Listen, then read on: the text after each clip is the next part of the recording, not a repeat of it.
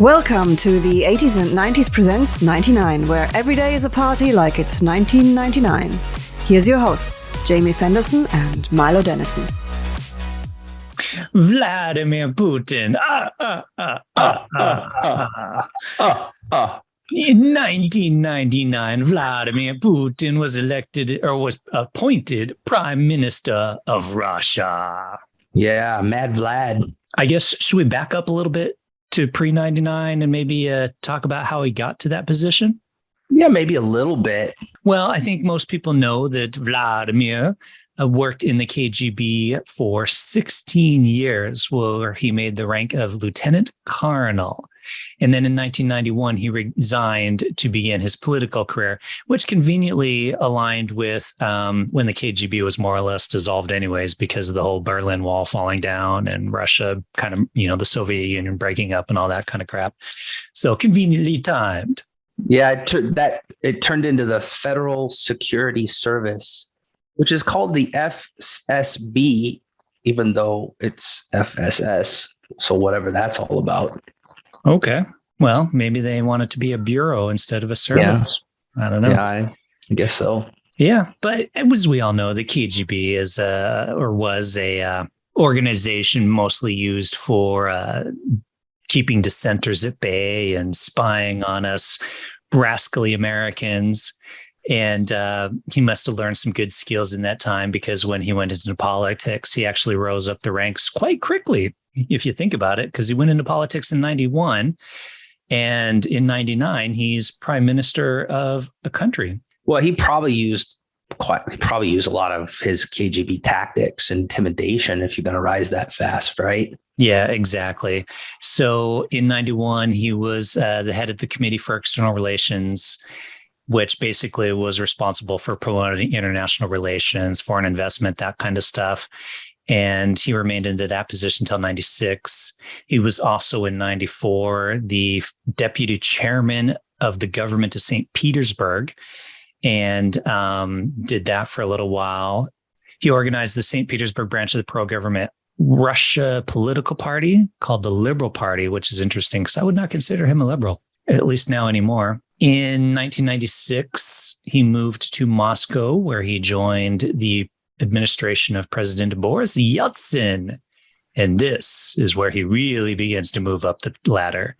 Yep. Serving as the Federal Security Service, FSB, and Secretary of the Security Council. And then in 1997, Yeltsin appointed Putin the Deputy Chief of the Presidential Staff. So big promotion there again, which he retained until 1998, and as chief of the main control directorate of the Presidential Property Management Department until 98. You know what I think of when I think about the property management? I think like Yeltsin is kind of that mean apartment manager. Totally. Who makes sure the rent is like he's getting the rent, and he got to call the repairman. He's like the property manager. Yeah, basically. And he's like the dickhead one too, where like, hey man, I've got water leaking into my apartment. Oh, just put a bucket down. Put a bucket down. Or how would he say that with a Russian accent? Put a bucket down. But I guess this type of property management is after the Soviet Union collapsed, this bureau was in charge of getting all their shit back. So he kind of is that way, right? But he's more like a repo man in that case, right? Like, okay, Kazakhstan, like we broke up, but you still have our shit, so give it back. You country, we don't want you to have that. I think my Russian accent is more like my Dracula accent. Yeah, you sound pretty Transylvanian, bro. It's like Vladimir the Vampire. One, two, three words I started. I invade your country. You sound like the Count, dude, from Sesame Street. Sesame Street. Yeah. So basically, Yeltsin was getting ready to kind of retire. He was getting up there in years, and more or less when he assigned the Vladimir Putin as his prime minister, he also said that he more or less wanted Putin to succeed him as president. He wanted to be his successor. But that time, Yeltsin, so 99, right? Yeltsin was like 2% approval rating. Like, and I remember the 90s, and I told this story once, right? I even went there as a sailor because Russia was really weakened at that time. So they were really cozying up to the West, trying to rebuild, right? But so they're kind of poor, and Yeltsin had like a 2% approval rating. So, and he's also riddled with scandal allegations, and there was a whole bunch of scandal action going on with Yeltsin, right? So he was not a popular guy at all. So nobody thought that who he wanted to be his successor would be his successor, because this Yeltsin guy was not popular at all, bro. Yeah, but it turned out he did all right. And they did pass a law after this. I'm sure this was part of that backroom dealing of Yeltsin's, to where they would not prosecute Boris. They did. Yep. They did that kind of like, yeah, he's totally absolved of all the shenanigans and badness that he did, whatever. Mm-hmm. It's all good. We won't worry about that. Yeah, because so he after Yeltsin resigned, Putin became like acting president in 1999, mm-hmm. right? But nobody thought that he was going to be the guy forever, because he was connected with Yeltsin, right? But there was a big event, a bombing. Nothing gets you holding on to power like violence, right? So there was a bombing at an apartment complex, killed like 200 people. Speaking of like apartment complexes, right? Putin, you did not do a good job of managing that apartment. No, yeah, like 200 people died. So then, you know how people get, Russians and Americans are a lot alike this way. Oh, the Chechens, they blamed it on the Chechens, right? Kind of the semi-autonomous region in Russia, and they blamed it on the Chechens. So Putin had this, KGB, FSB, law and order thing going on, right? And so bombings, 9/11 happens here, right? Anytime you have violence against you, all of a sudden, whether you like him or not, you start rallying around the leader that you have. And that's what happened here in 1999. But here's the thing, Milo, I was watching this dude, this like security dude, and he's been digging around, and he thinks, and a lot of people suspect, that the KGB, well, then FSB thugs, his thugs from the KGB days, are the ones that set that bomb. Yeah, I saw that as well. It would be interesting if they could find more proof of that, but yeah, at this point, it's not going to happen. Yeah, but here's the thing: there was another bomb in another apartment, and there was no proof that it was the Chechens. And in fact, there was Russians who set that bomb, and this guy suspects that they might have been like former KGB agent dudes. So there's suspicion out there that it wasn't the Chechens at all, that Putin might have had these bombs go off because he needed that was his impetus to stay in power. And it wouldn't surprise me. It worked. It gave him an excuse to attack Chechnya.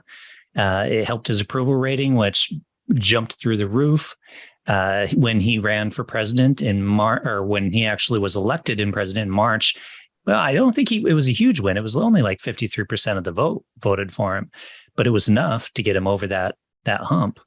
And that's all it took, because he's in power now, and we're talking about 1999. Exactly. And Mad Vlad's still there, so they elected themselves a dictator because he's still there.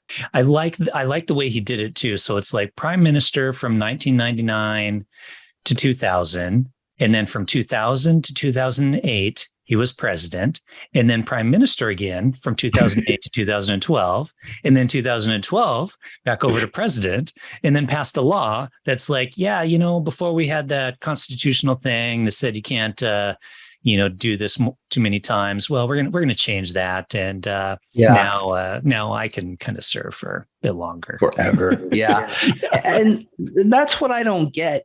I don't know. We're Americans, so maybe we don't understand this system, but how do you have a president and a prime minister?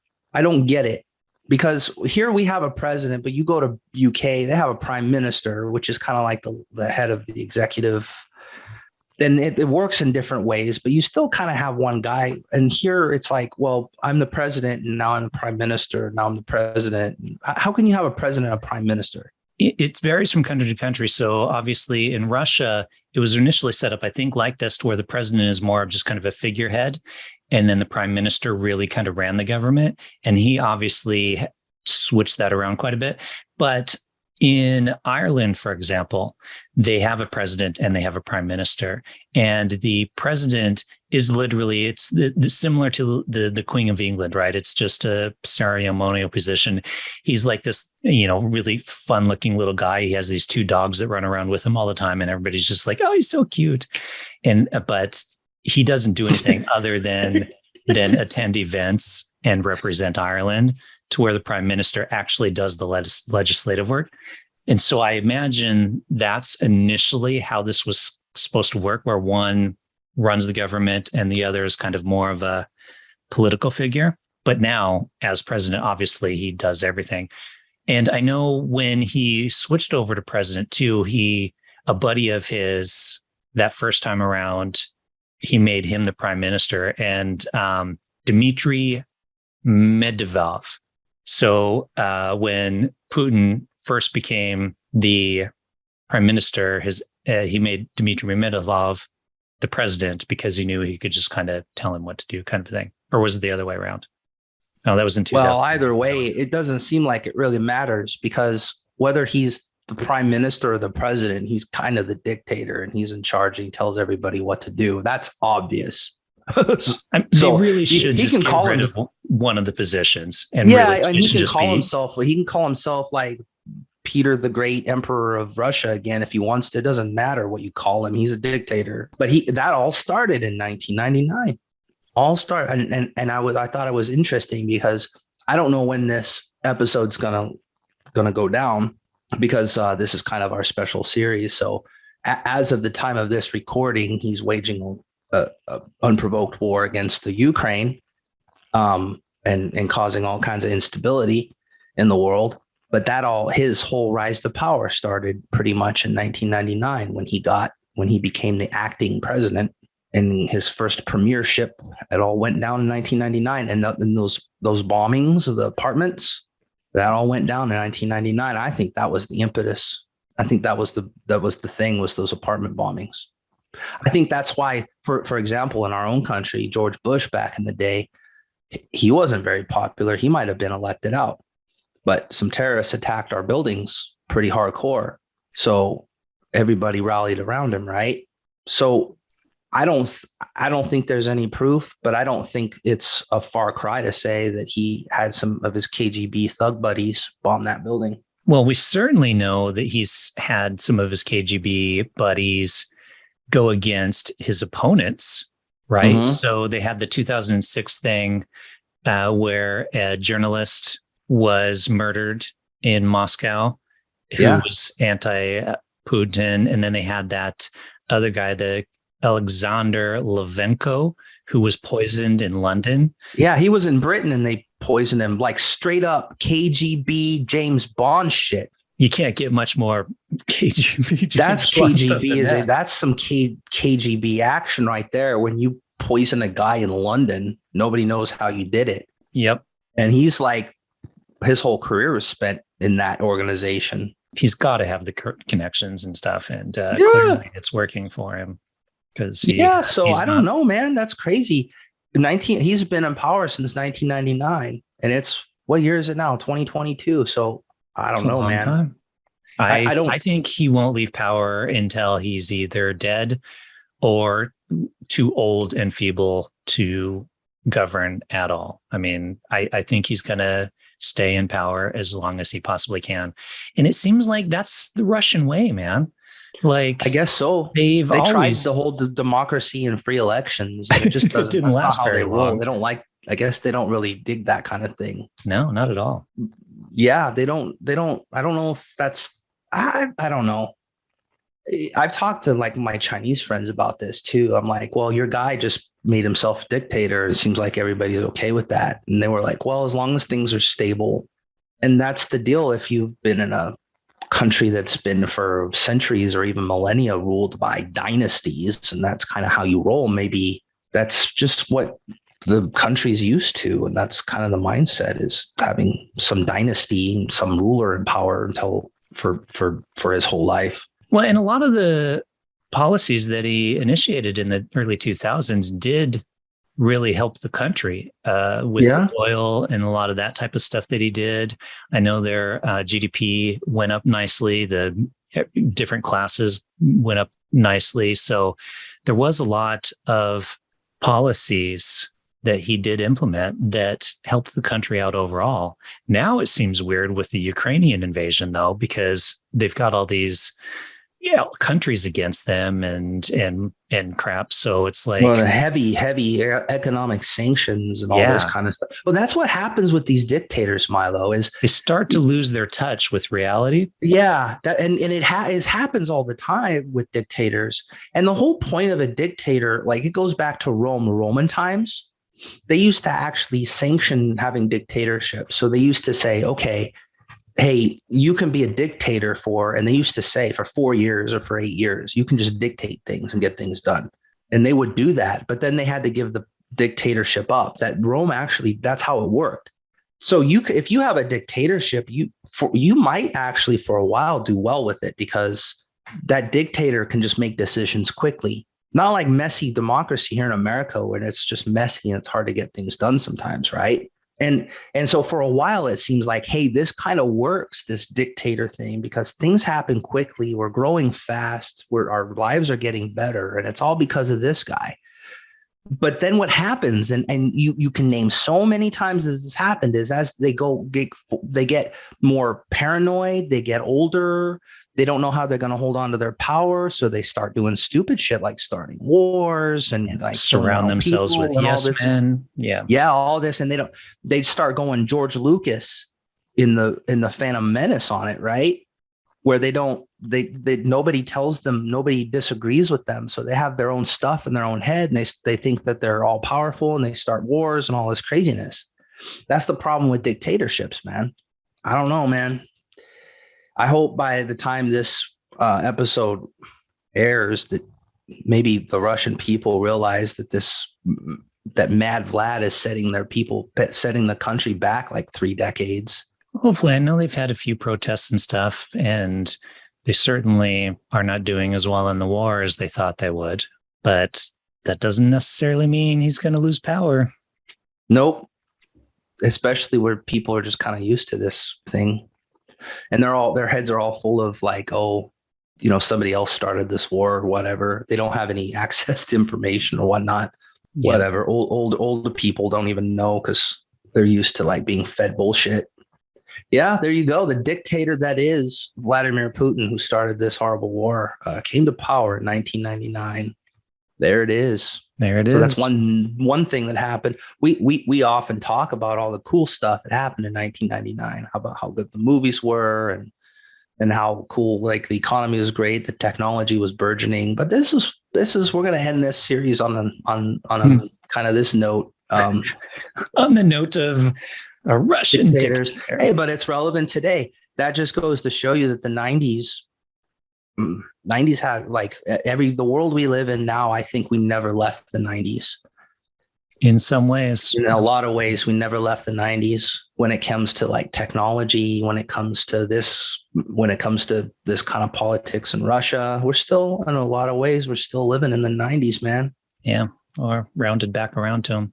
All right. Well, that's it for this series of 99. So 9 episodes about 1999. We hope you enjoyed the series, and we enjoyed making them. So we did a little bit of research on this. Yeah. And check out our website, the80sand90s.com. Sign up for the magazine, because, people are getting all kinds of fun stuff in their inbox and you're not. So you should sign up for it. Yeah. And some of you might have heard a few of these episodes if you had been subscribed to this magazine way back when. If you were an early subscriber to the magazine, we released a few episodes of this on that. So you got in the know with that action. And with that, we will say we are out of here like anyone who opposes Vladimir Putin. You will be destroyed by the power of the mighty Red Army. or the Count.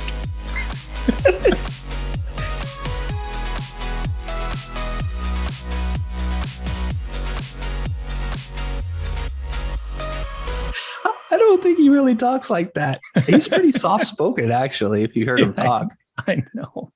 He's got that scary stare where he speaks kind of softly, but he's staring at you like, yeah, I have thugs who are going to poison you in about 6 hours. Well, he could take you himself. Like he's like a judo black belt, sambo martial artist expert, and all this other kind of stuff. That's another reason why he's probably so popular. Is he's like taking off his shirt and riding bears or whatever. The Russian dudes love that. The machismo. Yeah, the machismo stuff. He drinks vodka all day and rides a bear with his shirt off. He's my president.